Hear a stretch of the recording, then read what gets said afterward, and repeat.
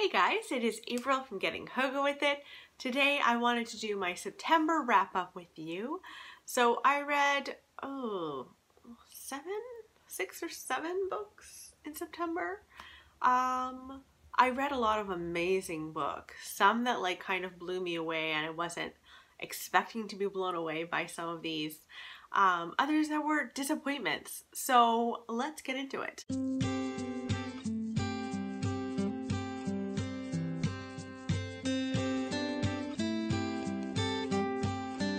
First up is a book that was very quick and easy to get through, and that was Remodelista, The Organized Home. This is actually a blog, I believe, and then the blogger got so big that they were able to create a book.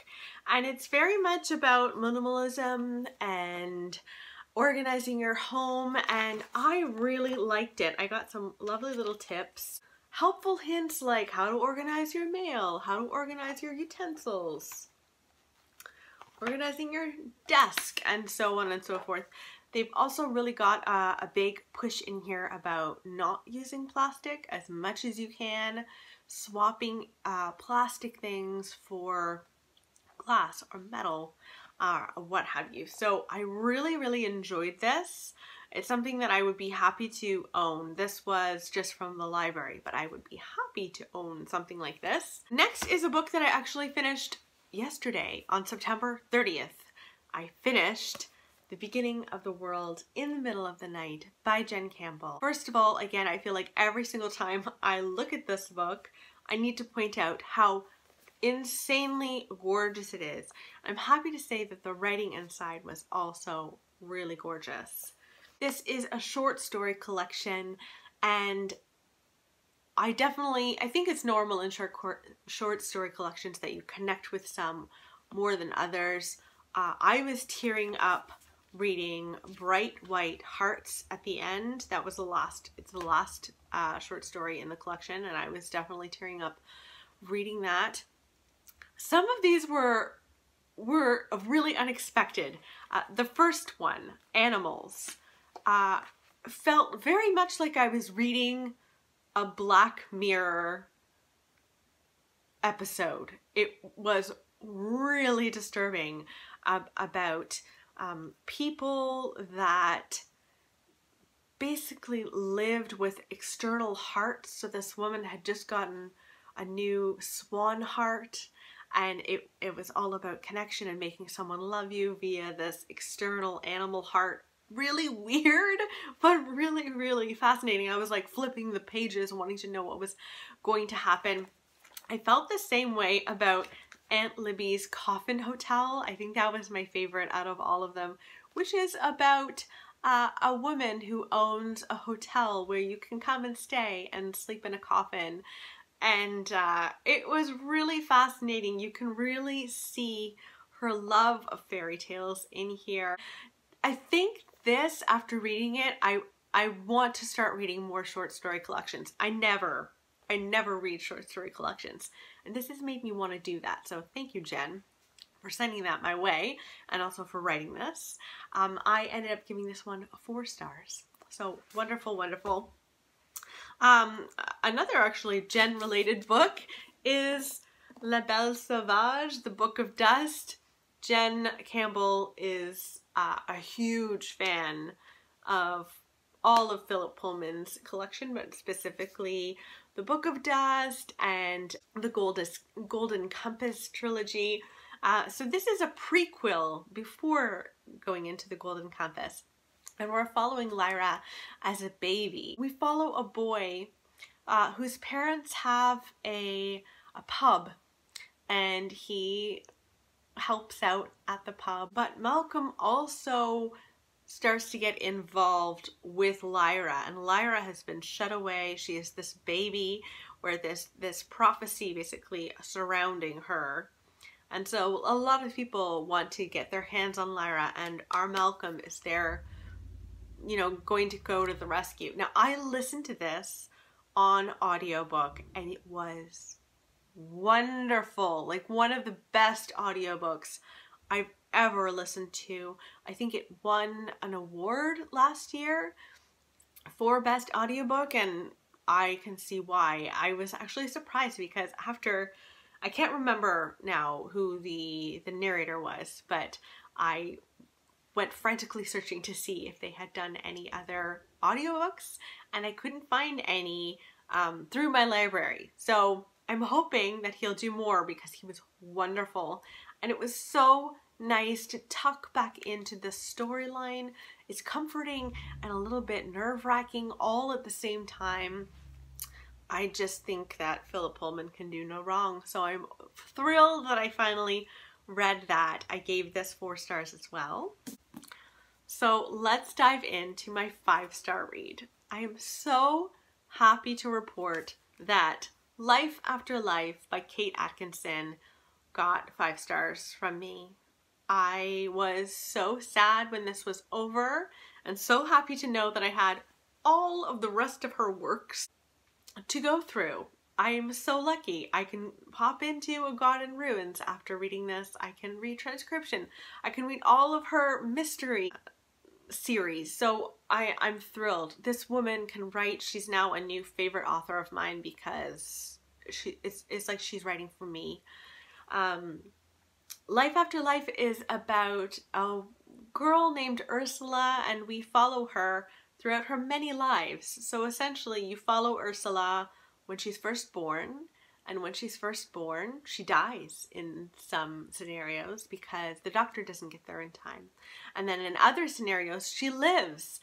And you see how far she lives, and then she'll die again, and then she'll live again. So if she, you know, didn't climb out a certain window, she would have lived. And it's so good. So this takes place, I think, in the 1910s. I think it starts 1910. Yeah, February 11th, 1910. And we follow her straight into World War II.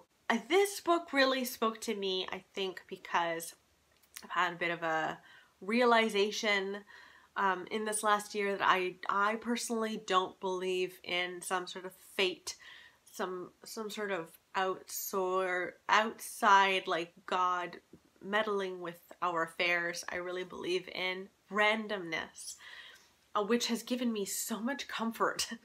And this is a book a lot about randomness and how random life can be. And we see that time and time again with Ursula. I also loved the characters in this book. I was really rooting for Ursula the whole time. Even though you knew she was gonna die, you always knew she was gonna die at some point. I really liked her. I loved her brother Teddy. I just really cared about all of the characters in this book, and even some side characters. I felt a lot of worry for a girl in here named Nancy, and I love this book. I love Kate Atkinson. I'm just so happy that she's writing, and this is definitely the best book that I read this month.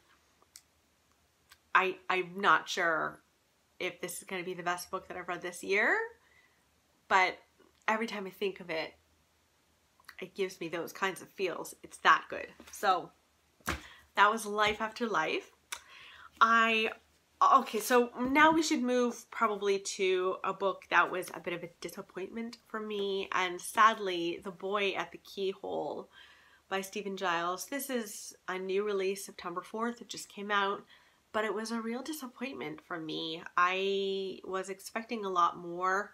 I was expecting some creepiness here. This is about a boy whose mother kind of vanishes from his life. He lives in this like big mansion, but they're not doing well financially. His mom basically leaves to go to America to sort out his father's financial affairs, because when his father died, they weren't in a really great financial state, and so she's meant to have gone to America to sort that out. And she's left this little boy with the housekeeper named Ruth. Now, our main character, Samuel, thinks that Ruth actually killed his mother. And so you're reading it from that perspective of him being afraid of this woman who's taking care of him. And I thought it was going to be really, really scary. Instead, it was more of like a deep dive into a child's mindset when they've believed they've been abandoned. And it was more of a drama than it was a thriller. And I didn't really love it. So I gave this 3 stars. It's not badly written. I got to the end of it and I was like, oh, that's all? Oh, okay. Okay. So I can't really recommend it, but I think maybe if I went into it, no, it wasn't for me. 3 stars. Okay, here's a book that I read and I feel all of the feels about this book, and it is Little Fires Everywhere by Celeste Ng. This is a book that I really wanted to read this fall, and so I did. It was very fascinating. So when I started this book, and I'm telling you, like, most of the way through, maybe 60% of the way through, I loved every second of it. This is about a very poised and very meticulous and very planned out little suburb called Shaker Heights in the US. And it is about the people that live there. So we follow a woman who's lived there all of her life and her children, and then we follow a woman who has just arrived and she's renting a flat from this other family, and she's a single mom and she has a young teenage daughter named Pearl.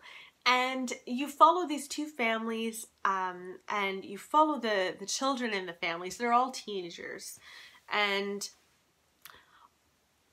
there's a bit of a side story that becomes the main story. And the side story is that one of the very best friends of Mrs. Richardson, the woman who lived there all of her life. So this friend of hers adopted a Chinese American baby. Now, Mia, the single mother, gets involved because she doesn't believe that this Chinese American baby should be living with this family. She thinks it should be living with its mother, who she knows.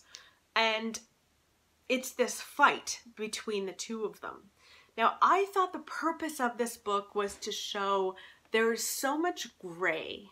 There's just so much gray in these things, and we tend to walk in and start wagging our fingers with our own perceptions of what is the right thing to do based on our own perceptions and our own experiences in life. And I loved that, especially with something like this, because there really is a lot of gray in there. And I adored that. I thought the writing was brilliant. As it went on and I got to the like 70% done mark, I felt like I was being pushed as a reader to believe that a certain outcome was the right outcome.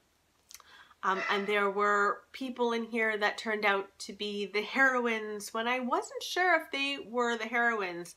I didn't think that anyone in this book should have been a heroine. I really didn't. I thought there was just too much gray, and each and every one of our characters has too much gray in it for us to be the heroines. And I felt like I was being led at the end. So that's the only reason that it received 4 stars from me instead of 5 stars. But I really liked it.